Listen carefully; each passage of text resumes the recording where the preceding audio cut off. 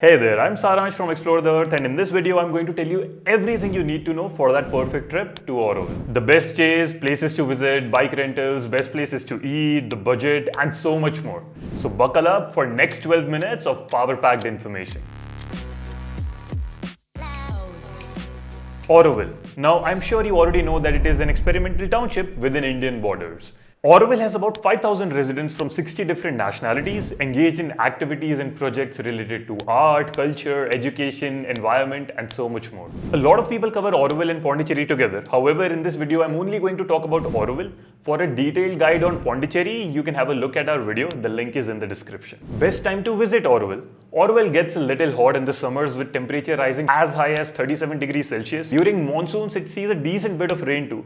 So that leaves us with September through February, which is the best time to visit Auroville, with the weather being pleasant for the better part. How to reach Auroville? Being on the east coast, Auroville has definitely become a popular weekend getaway in South India. The major cities around Auroville are Chennai, Bangalore, Madurai, and Pondicherry. Do note that the nearest airport, railway station, as well as a major bus stand is in Pondicherry. So in all three cases, you will be reaching Auroville through Pondicherry. And once you are in Pondi, then you can cover the last stretch of 10-15 kilometers in an auto or a cab, which will charge you about rupees 450 to 500. You can also take a public bus from the new Pondicherry bus stand, which drops you at the Auroville Visitor Center. The same bus also takes people back to Pondicherry. The timings for the same are on your screen. Alternatively, you can self-drive from your city to Auroville. Roads are well maintained for that. However, do note that two-wheeler would be preferable in Auroville, as some of the roads can end up being too narrow for a car. Also, if you need help with booking a direct or a shared taxi, you can contact Integrated Transport Services.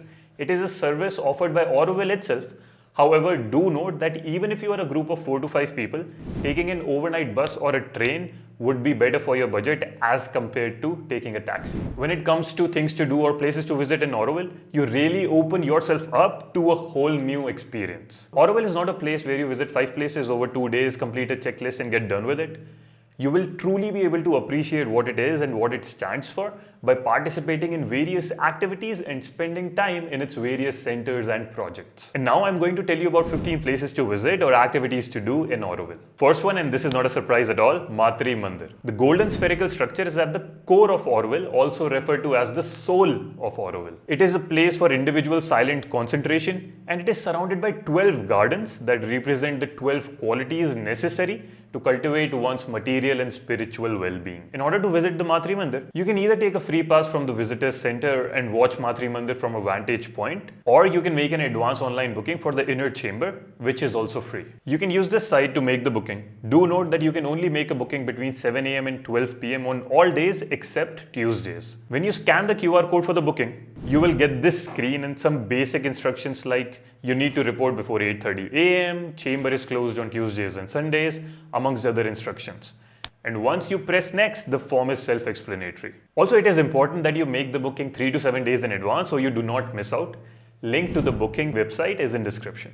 Lastly, note that you can also shop at the visitors center. All the locally produced Auroville products are on display here. Second, Swaram Sound Garden. This is more like a sound museum with innovative instruments that are made from natural materials. You can also play with various sound sculptures and installations that produce different sounds and vibrations. The guided tour for the instruments is rupees 120. They also offer one-on-one sound healing sessions costing about rupees 1800. Swaram also hosts group sound healing sessions at the Unity Pavilion costing 600 per person. Next up, Auroville Botanical Garden. It is a 50-acre botanical garden showcasing over 2,000 species of plants from all over the world. It also has a butterfly garden, maze, nursery, and a cafe. Next, Auro Beach or Auroville Beach. During low tides, it is a popular spot for swimming, surfing, sunbathing, and relaxing. Being on the east coast, it offers some spectacular sunrises. Fifth, Tanto Beach. It has come to be known as Tanto Beach because of the hotel by the same name. But essentially, it is an extension of the Auroville Beach. However, since the time they have built an embankment on one side, it has slowly been eroding on the other side, so be mindful of that. Sixth, surfing. Yes, you can go surfing at the Serenity Beach offered by Kalilay Surf School. The cost is about 1700 per lesson, and you get slightly better rates by opting for more days and in larger groups. November through February would be the most ideal for learning. Next up is Youth Center, which is a lively space. It is a place where Aurovillians come to hang out, relax, learn practical life skills, and party. It is most popular for its pizza nights on Saturdays. 8th, Auroville Bamboo Center. Here you can attend their bamboo make and take workshop amongst other things. Depending on your preference, you can learn how to make jewelry, toys, or musical instruments. And this will cost you anywhere between $750 to $1,500 depending on what you choose to make. They also provide you with guided tours to understand more about bamboo and its applications. You can purchase various bamboo products as well. Next, pottery workshop. This is another fun activity that you can do in Auroville. You can do this both in Kottikarai organized by Enlight, or you can do it at the Mohanam Village Center. Cost for the same will be around rupees 850. 10th, other interesting workshops like incense making workshop, coconut shell craft workshop, and hands-on workshop at Oro Orchard Farm, amongst other things. Do note, almost all of these workshops, including pottery and bamboo workshops, need to be booked at least a day in advance. Also, costs may vary a little between off-season and peak season, so do give them a call beforehand to confirm that. You will be able to find activity descriptions and contact details through this website. I have linked the same in the video description. Outside of the workshops, this site also lists all the events, exhibitions, or seminars that may be going on. Make sure to refer to this site while planning your ride. Next up, Cinema Paradiso, which is a cinema hall that screens films from different genres and countries in the form of documentaries, classics, animations, short films, etc. You can also attend film festivals, workshops, and discussions that are organized by the cinema. 12th, Kalabhumi. Here you can enjoy some of the artworks by Aurovillians as well as other artists. It has various facilities such as an art gallery, auditorium, studio, and library. It also hosts various events such as exhibitions, workshops, and lectures. Next up, Pitanga Cultural Center. It offers various classes and courses on yoga, meditation, dance, music, martial arts, languages, and more. 14th, Quiet Healing Center, which is a wellness center offering various therapies and treatments such as acupuncture, chiropractic therapy, aquatic bodywork, etc. And I love the fact that it is by the beach. And the last, but by no means the least, visit various units in Auroville. There are so many commercial and non-commercial units in Auroville doing so many great things, from focusing on sustainability to providing employment to revamping education. We happened to visit Shraddhanjali, a unit making beautiful stuff out of dried leaves. We also visited La School, a school where you decide when you graduate. Yep, you heard that right. There are so many others like the Chocolate Factory, Solitude Farm, and the list goes on. You really open yourself to so many perspectives when you have good conversations with these people. However, make sure to take prior permissions and respect locals and their values. If after all this you still have time on your hands, you can visit Alankuppam Lake, Bodhi Beach, Arka Wellness Center, Adi Shakti, and Mohanam Cultural Center. If you want to visit the places on the Pondicherry side, then I have linked the detailed Pondicherry guide in the description. Before I continue with places to eat, stay, and the budget, a small note. Guides of this sort take a lot of time, resources, and efforts on our end to make, and I'm sure it saves a lot of time and effort on your end. If it does, and if you are in a position to, then I urge that you make a small contribution and help us in keeping these guides absolutely free of cost. You can make a contribution by clicking on the thanks button right below this video. Thanks in advance for your support. Best places to eat in Auroville. Auroville has something for every taste bud. For good breakfast and coffee options, you can try Auroville Bakery or Bread and Chocolate. For pizzas, Tanto's Pizzeria is the best. For continental, the Right Path Cafe and Naturalma Garden Cafe are really good options. I personally loved both of them. If you're looking for vegan options, then Solitude Farm and Sadhana Forest are good. Another farm-to-table dining option is Sustenance Farm, and we absolutely loved the food here. Sakura Sushi for Japanese and Novana for Korean cuisine are good options too. Gelato Factory is quite good for ice creams. Other worthy options from our trip were La Terrace and Solar Kitchen.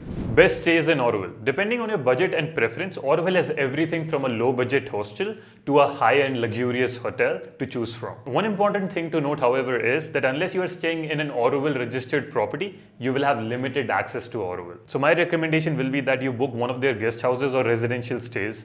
You can do so from the main website, where you will find relatively budget stays like Aditi Grehe to high-end stays like Afsana Guest House, to maybe even staying in the middle of a forest. There are a lot of options. However, the prices aren't mentioned online, so depending on the property that you like, you will have to give them a call and check for the prices. If you prefer to stay outside of Auroville, then here are a few options. On the budget side, you can go for the hostel, Hostel.in, which is by the beach. In the mid-range, you can go for Keith House. You can choose to stay in their A-frame houses or the exclusive tree house. On the higher end of things, you can go for Dune Eco Village and Spa or Bonjour Bonheur Ocean Spray Resort. Next up, how to locally commute in Auroville. Auroville is not a huge place at all. It is about 20 square kilometers, and people locally prefer to commute on bicycles or scooters. If you're looking for rentals relatively closer to Matri Mandir, you can go for Kinsey E-Mobility. They offer e-scooters and e-bicycles. Integrated transport services that I mentioned in the How to Reach section offer e-scooters on rent. Good Earth Bike Rentals is another option. They offer e-vehicles as well as petrol-operated scooters. If you're staying near the beach, then you can go for rent scooters, bikes, Auroville. For a rough idea, renting an e-cycle will cost you about 300 and renting a scooter will cost you around rupees 450. In general, Auroville is eco-friendly and as such expects its visitors to prefer two-wheelers over heavy vehicles. You can also check out this website for more information about local transportation. Link is in the description. Now the section you've been waiting for, budget. Auroville is a very pocket-friendly place. However, your budget would depend on your preferences for travel, stay, food, and the like. Assuming you travel by bus, take an auto to Auroville and commute locally on a scooter. Your trip is for 3 days, 2 nights, and you stay in a hostel, have 3 meals a day, and do not go overboard. You're looking at a relative budget of about rupees 8,000. Just for visiting, almost all the centers are free. However, any activity that you undertake will cost you. So let's say if you end up doing a couple activities on your trip, you can still get this trip done under rupees 10,000. We also have a digital ebook version of this video with additional sections like illustrated maps, pre-built day-wise itineraries, amongst other things. You can buy these from our website for various locations. Link is in the description. Also, you can buy our cool everyday minimal design t-shirts from our website. Link is in the description. Your purchases helps us in making more videos like this across India. And that is it for the detailed guide to Auroville. If there are any updates or I have missed something, feel free to mention it in the comments to help out fellow travelers. And I will see you in the next video. Until then, travel responsibly, adventure is out there, go explore.